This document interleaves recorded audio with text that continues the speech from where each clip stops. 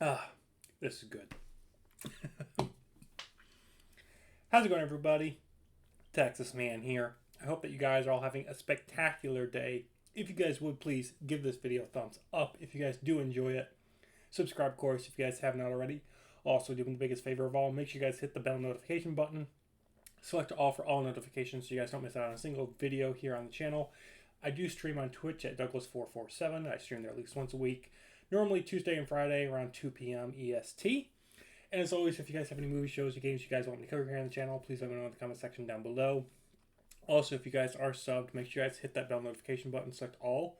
That way you guys also get notified about polls. I do a bunch of polls asking you guys certain things like, hey, what movie do you guys want me to review next? Most, importantly.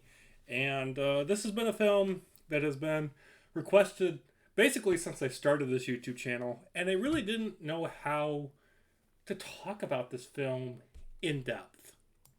And the reason behind why I've had a difficult time coming up with this review is because not only have I seen this movie like at least 50 times, because I mean they show it to you during middle school, they show it to you during high school, and sometimes even on reruns in college. um, I've seen this movie so many times and I'm just like, okay, it's an okay film. But upon rewatching it, and I haven't seen it in at least 3-4 years now, basically since I started my YouTube channel, I was just going through my collection. I was like, you know what? I guess it's time to talk about We Were Soldiers from 2002. The film is rated R, and it's about 2 hours and 15 minutes long, and it is a very intense and gripping film. And I want to state the fact that I'm happy this film's rated R. If it was rated PG, I don't think this film would have been able to capture what happens within. It's an intense and gripping film based on a book about war and drama, and it depicts the true story of the first major battle between the United States and the North Vietnamese. It focuses on themes of nobility, valor, loyalty, heroism, and sacrifice, not just on the battlefield, but also on the home front.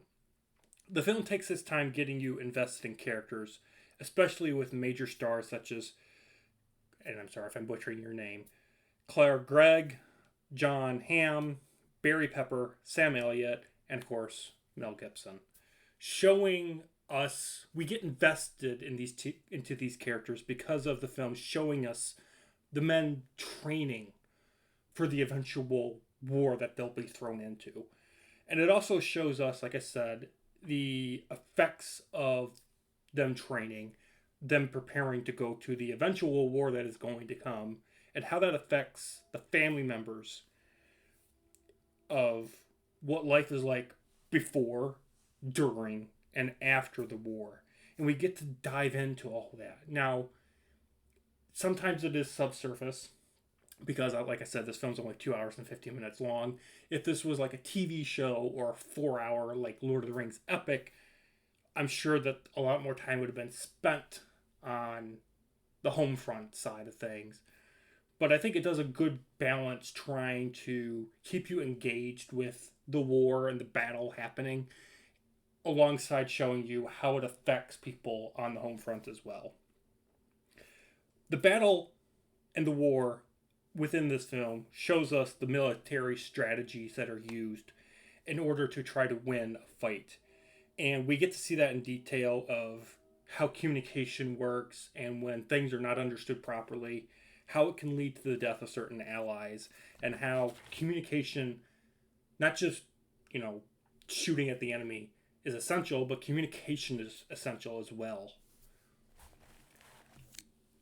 There is a moment, and it's about halfway through the movie. I think it kind of like wraps up the first act. There's this speech by Mel Gibson's character, and every time I have seen this film, and I've seen this film, like I said, at least 25, 50 times at least, this speech always makes me tear up. because not only is it poignant, but it's real. You know, Mel Gibson's character playing the Colonel, he's like, I can't guarantee that I will bring all of you home alive. When he's making that speech towards the graduating class of these paratroopers, if you will, he's stating the fact that I've trained you to go to war, and the war is coming, and I can't guarantee everyone's going to make it home alive. But I will be the first person to step foot. I will be the first person to step. I'm sorry, even thinking about it. I will be the first person to step foot onto the field of battle, and I will be the last man off. And it's a very somber moment within the film. It gets the audience to understand that this is not, this is not fun. This is not, fun and games. We're not having a good time. This is a very serious, in-depth movie showing you the gruesomeness, the brutality of war. Even before they get into the fight against the enemy, the film shows you, and it flat out says, people are going to die. People don't go to war and shoot at each other with airsoft guns and have a little broken tooth. People are going to die. That's just reality. And if you can't understand that, you can't fathom that, then you stay in your little bubble. But that's not how the real world functions. And it's really sad that some people still think that. That going to war just means you're pointing a gun at somebody and you're not going to kill them. There are people like that, and I've met them, and it irritates my soul. Sorry for that little rant.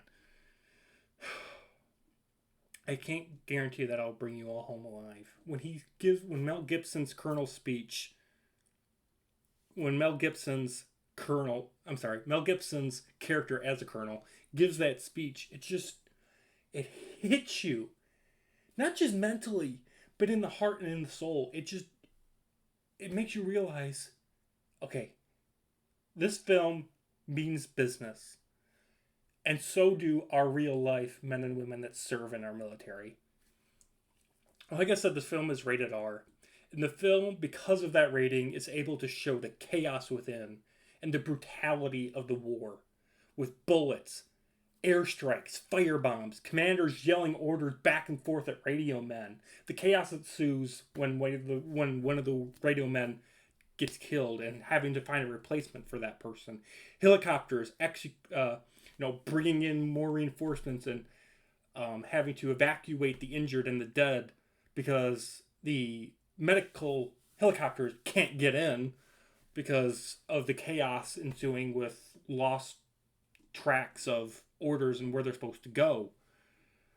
The film, like I said, it tells you that death is coming during that speech. And when you get into the thick of it, when you're getting into that battle, the film does not shy away from death. It shows you death in all sorts of gruesome ways and in realistic ways. It doesn't shy away from death like a lot of modern films after basically 2012 have done, where they shy away from showing you somebody dying. Or if they show you somebody dying, they introduce some sort of multiverse plotline that just prevents it from actually ever happening. Or they get resurrected because of force healing bullshit, for example, in Star Wars Episode 9. When somebody dies in real world events, they're dead. There is no resurrection. Okay? Doesn't happen. No. When you're dead, you're dead. The film gives us a glimpse also into both sides of the war, allowing the audience to understand why both parties are fighting. Even though it doesn't go into full detail, like I said, this film's only about 2 hours and 15 minutes long. If it was longer, we probably got a lot more glimpse and probably a little more understanding for the North Vietnamese side. The film does a good enough job. I mean, if you want to know more, go read a history book, do some historical research. This is just a movie. It's supposed to be entertaining, but it's also supposed to be a film that is a tribute to all the men, women who have fought and died for the country and have fought and died for each other. The film does a fantastic tribute in that way if you watch it in that respect. You're going to laugh, you're going to cry, and you're either going to gain a respect and appreciation for our United States military and any military around the world that protects democracy and freedom and liberty. You're either going to gain a respect and appreciation for that military group. Not just the United States. I know, I live in the United States. But I'm saying any other military that supports freedom and democracy. You're either going to gain a respect or appreciation for that military group. Or, if you already have it, it's just going to be reaffirmed within you.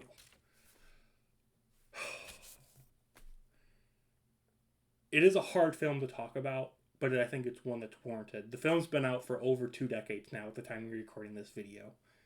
And I highly encourage you guys, if you haven't checked it out, and you've never seen it, because I don't know if they still show it in middle school or high school, because I remember, like, every year during, like, spring, summer break, my history teachers would always play it at least once, sometimes twice a year, just to give us something to do besides a historical project.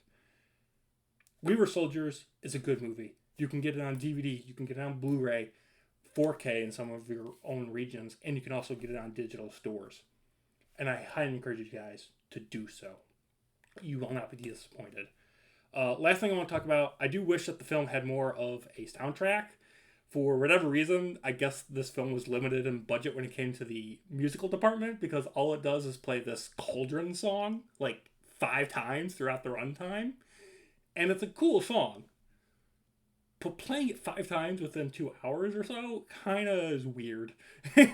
I don't understand that logic whatsoever. I wish they could have played something different. I get the point of the song, but just having it on a loop throughout your entire film's runtime is just weird.